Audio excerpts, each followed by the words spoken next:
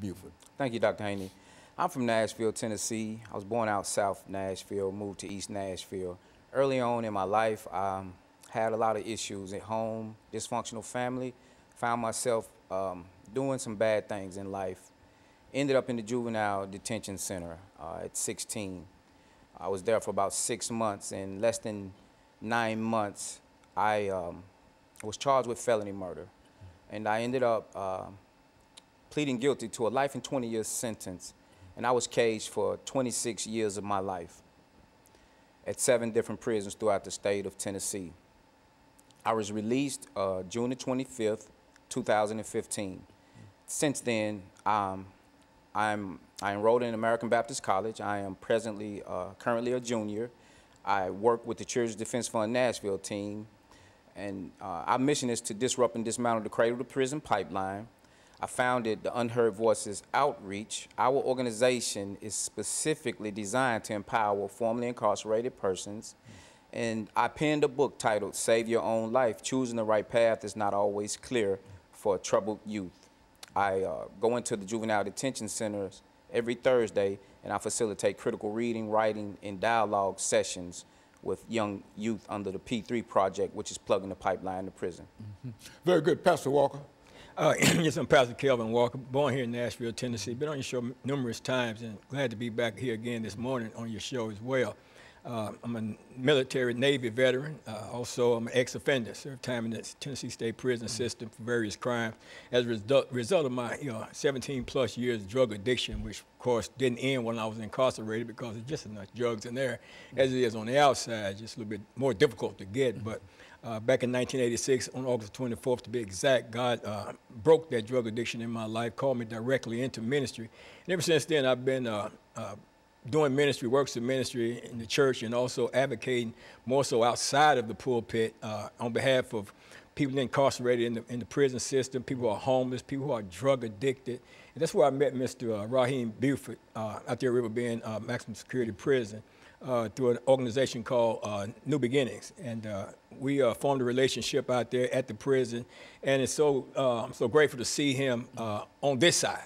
Because, you know, I've always talked about Dr. Haney throughout the years of coming on your program about that signal that's beamed from the courtroom through the judicial process all the way to the gates of the prison system. Then when we get there, we drop them off and fail to realize that there is a positive side of incarceration. So we're here with Mr. Buford to actually highlight and show that positive side of incarceration. A very articulate gentleman, very smart, very knowledgeable of what's going on.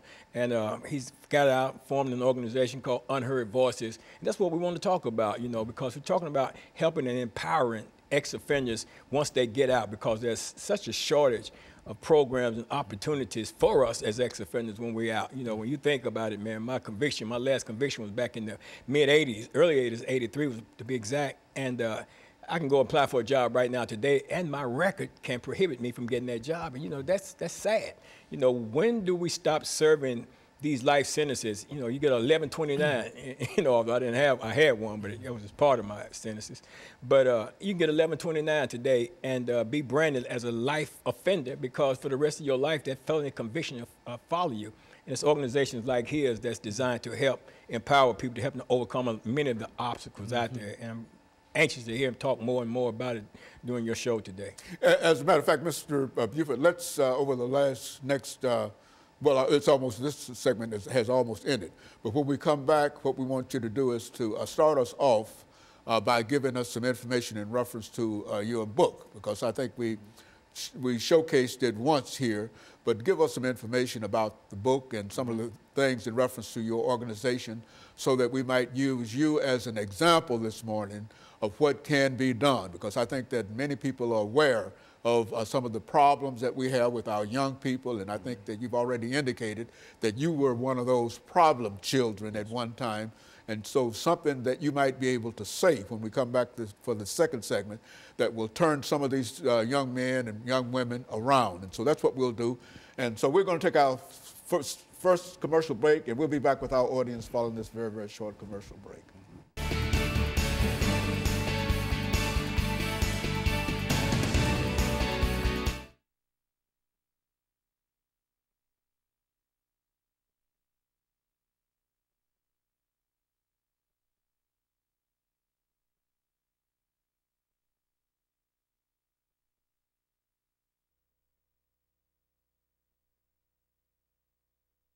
All right, great. That's an honor to be here. I mean, if it weren't from you, man, I don't think I probably would even have the Unheard Voices outreach. You know, just coming in there and breathing life into us. And say that, make notice of that too, because I think that I'm aware of when he said the New Beginnings program. I know about that program, and so that's when he got in touch with you dealing with that program and et cetera. And so he has had a tremendous impact upon your life, and say something about that, you know, and then give him a little press this morning, you said, and let him take for about 4 minutes. You take about 4 or 5 minutes, and then let him take the 4 minutes and sort of say something, and then we'll have that 10-minute segment to wrap it up. But I think this is exactly what we want to see, because every morning you turn on the television. This morning there was 3 young men. Robbed somebody, took somebody's car. You know, and carjacking it.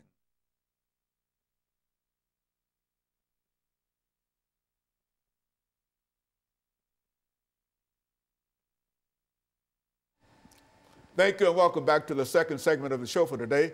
We're talking to Mr. Buford and Pastor Walker in reference to the criminal justice system in Tennessee. Mr. Buford, let's see if we can start off this segment by having you to say something about your book, and then something about the organization in which you are a part of, and then I think you'll have an opportunity to make some statements in reference to those young men that we were talking about. Yes, sir. Okay, thank you again, Dr. Haney. But first, before I speak on the book, I just want to speak about it's important to pay homage to those who go into the prisons, like my brother here, Pastor Walker, because had it not been for him, I don't think I have an Unheard Voices outreach, because it was through him that our voices came out into this world. And I don't think we give enough credit to individuals who go in and out of the prisons. Those are some of the unsung heroes, and I just think that we need to recognize them more. But as it relates to my book, Save Your Own Life, Choosing the Right Path is not always clear. It's on Amazon. I penned this book specifically for at-risk youth, because what I've learned is the cradle to prison pipeline begins in school with the literacy scores. And they know by 3rd grade, if you can't read, there's a likelihood that you're going to end up in prison. So with that in mind, as I was writing the book in prison, it's a compilation of short poems and short prose, and it's interactive. And it's more about asking the question, who am I? Because these young kids who are out in this world messing up do not have a clue as to their identities, because they are following the wrong people, whether it be gangs, whether it be older people in their lives. They're acting out in ways that they really don't understand, and their behavior is saying something that they do not have the intellect or the vocabulary to express intelligently. So as it relates to my organization, Unheard Voices Outreach, half of the board are formerly incarcerated persons who have excelled without going through programs. One of our members is an attorney here in Nashville. One of our members is an entrepreneur. One of our members is just an ordinary, everyday working person. One of our members is an advocate, a national advocate, who goes around the country to help remove juvenile life sentences. And the other half of our board are individuals who go into prisons or help people transition out of prisons. What's unique about it is that we take responsibility for our own, in the sense that those of us who are formerly incarcerated, because we want to move away from that ex-offender language, because that's system language. It dehumanizes.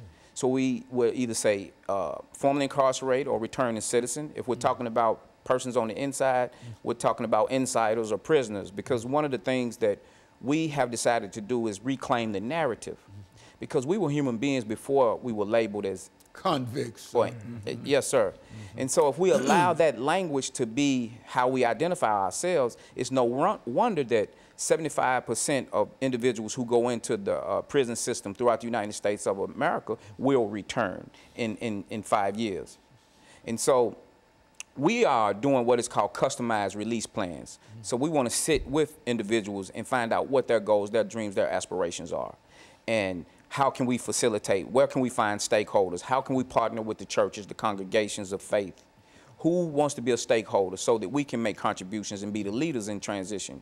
We want to move away from the nonprofit industrial complex, where our images and our lives, our stories are being used to bring in large sums of monies But when we are asked, when we ask if we can work in those particular nonprofits, we cannot. And so why not empower ourselves to demonstrate that we can do this work ourselves if we just get the support of the community? We don't want to blame, we don't want to point fingers. We want to say that some of us were transformed, others have not been transformed.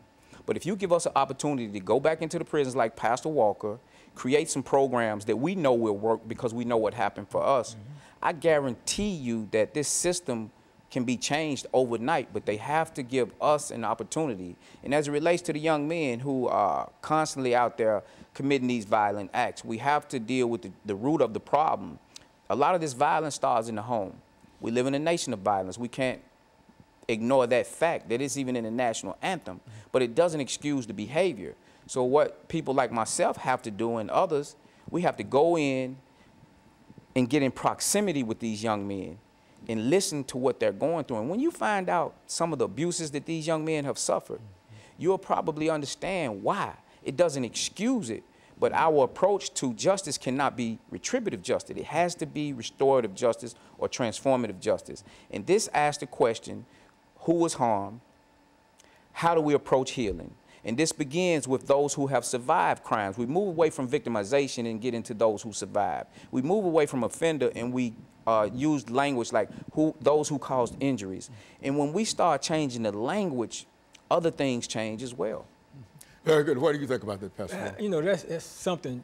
One thing I picked up on is taking away and removing those labels. You know, because as I sit here and I introduced myself and I said I was an ex-offender, and to be one I put that label right there on myself that they removed it. You know, and you know, it just enlightened me right there. Yeah, I committed crimes, but I am a formerly incarcerated individual. And from hence this point forward, I'll stop using that label because I'm trying to remove those labels, and that was effective right then and now at this particular moment. It had an effect, so I can imagine the effect that it's having across the board. You know, taking those labels away and redefining it.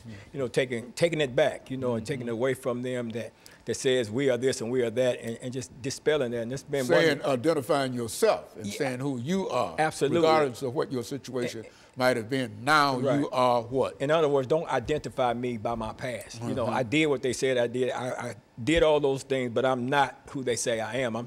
I am Kelvin L. Walker. That's who I am. It's my mother who she named me, and that's what she named me. And I have character traits and things like that are of higher standard than they were when I was out there in the streets doing what I was doing. And another thing he said talked about the way they look at the third graders in their reading and to determine who's going to be incarcerated. You know, they take those figures. Right now, I presently got a third grade grandson in Indiana that each and every day over the phone, he reads to me for 20 minutes every day because they've done a study that children that read for 20 minutes every day, they will become proficient in reading. And they got these tests that they have to pass, you know, in order for them to move on to the next grade. So we're making a determined effort to make sure that he's a proficient reader, because as a child, one of the things that I was a proficient reader. Man, I love to read, and I thank God now for my second grade teacher, Mrs. Hale, that encouraged my family to get me all these books and stuff because she noticed that this child likes to read. And as a result of that, man, I've got a library at home, and I read, you know, I read studiously and consistently. I don't just read to say I read a book, I read to get the knowledge from the book. So very good. So what we'll do, Pastor, we'll take this second commercial break, and then we'll come back and give the two of you an opportunity to round us out for the morning. We'll be back with our audience following this very, very short commercial break.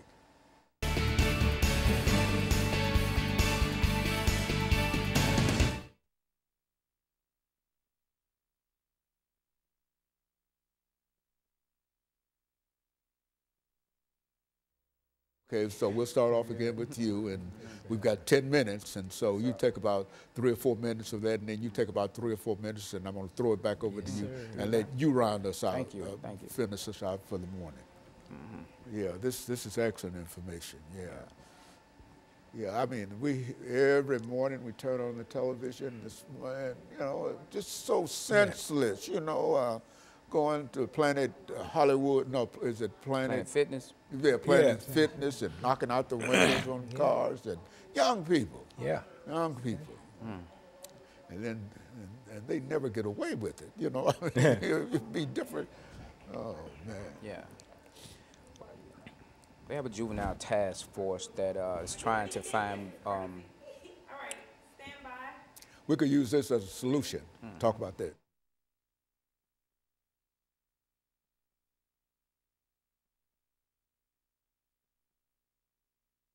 Thank you and welcome back to the final segment of the show for today. We're talking to Mr. Buford and Pastor Walker in reference to the criminal justice system in Tennessee. Let's see, Mr. Buford, if we can start with you during this last segment of the show to give you an opportunity to talk about what you might consider to be some of the solutions. We've talked about some of the problems, but what are some of the solutions that we might find? Well, on the front end, we have to start investing more in education because as it stands, we only invest like maybe $10,000 per student, but we spend roughly $30,000 a year to incarcerate one individual. As it relates to being in the system, one way we can help is to create transformative programs that engage individuals who are caged in a way that they have to use their minds to do some critical thinking. Because as it stands, these rehabilitation programs are memory-oriented or behavior-oriented. You can act it out, but that never transforms you from the inside out. We also have to become stakeholders in outcomes at parole hearings. As it stands, the state of Tennessee has about 18,000 parole hearings a year, and less than 5,000 people are released from prison. You have individuals sitting on parole boards making $5,000 a month that do not even live in our communities.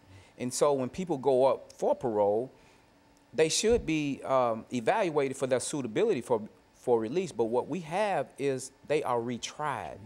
And so my hope is that the faith communities will begin to come into these parole hearings and support individuals coming back, engage in relationship building so that when these individuals come back into the community, unlike the prodigal son who was rejected by his brother, we can have the father who will fatten the calf, meaning somebody comes out, what do you need? How can we help you provide for yourself? What are your goals, your aspirations? Not a handout, but a hand up. One other thing we can do is that help us move toward entrepreneurship when we get out of prison. Because what I found to be true for myself, I have a cosmetologist instructor's license. I've been cutting hair since I was 12 years old. I do it on the side now because this work that I'm doing now, I feel is much more important, that I talk about the realities that human beings are facing within this criminal injustice system. And last, as I want to say about this, I want to thank everyone who goes into a prison. Because when you can go into a prison and sit with someone who has been condemned, you humanize that person. And when you humanize that person, the light comes on. And when that light comes on, the 95% of individuals who are going to be released, you stand a better chance at a better person coming out of prison. Pastor? You know, a lot's being said, and you know, I admire what Rahim is doing and with his organization, Unheard Voices, because there's a definite need. There's a need out there for those of us who are formerly incarcerated. Yes, to get involved. And what I do find too also is that many of us who are have been formerly incarcerated are not willing to get involved in helping those who are yet still incarcerated, although we've been released and stuff like that. And I understand some of the stigma that goes along with that. You know, I think there's a measure of fear from the system itself, you know, that will maybe perhaps come after them in some kind of way, especially when you're on parole and stuff like that.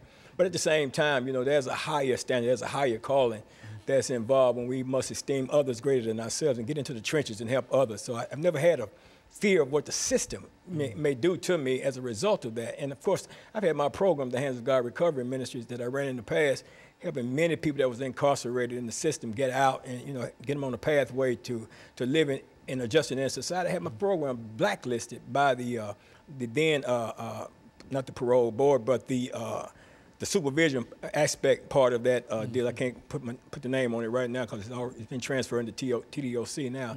But it was the Department of Probation and Parole. They blacklisted me and took my a program off the list. So I was therefore unable to bring people out of the system into my program. One of the things I was doing, I was not charging people. If they didn't have the money to come out, I wouldn't charge them. There was many other organization things that were charging them when they did come out, and I wouldn't do that, you know. And it didn't matter to me if there was a sex offender or whatever. I would take anybody into my program. I didn't care what crime they committed or anything, because I believe that a person can be transformed if you get inside of a person's heart and the mindset and try to help them develop and identify who they really are, as opposed to how they have been labeled to be. Then you can bring that person through a transformational process, and they begin to become productive and constructive citizens of our society. But to look at this, you have to look at the whole picture. And I think that many of us who are formerly incarcerated also have a desire to get in and to help, but we have been stymied a lot of time in our efforts to do so. In other words, they won't allow us the access that we should have, because who could better help somebody that's going through something than somebody has already gone through it and has avoided the pitfall, been caught up in the pitfall, overcome it, triumphed over, and made our way past that and living productive lives now.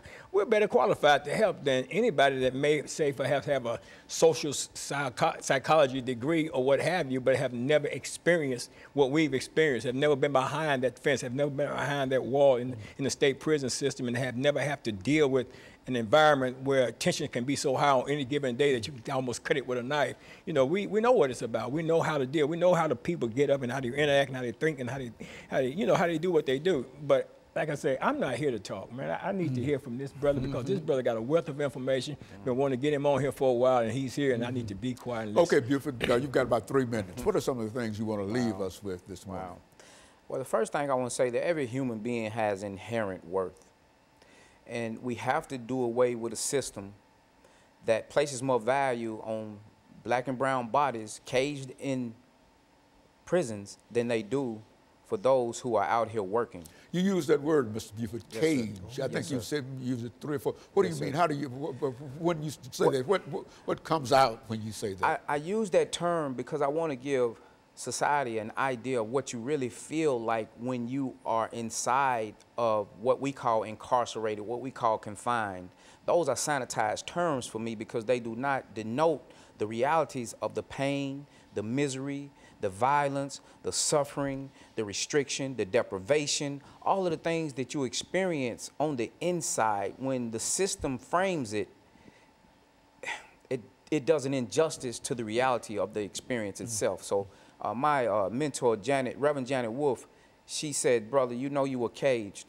Don't be ashamed to admit that. And I've been talking about it ever since.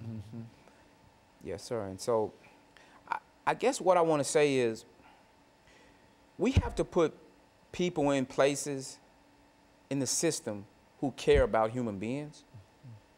Because if you care about what you're doing, the way that you treat me will have a direct effect on how I treat others.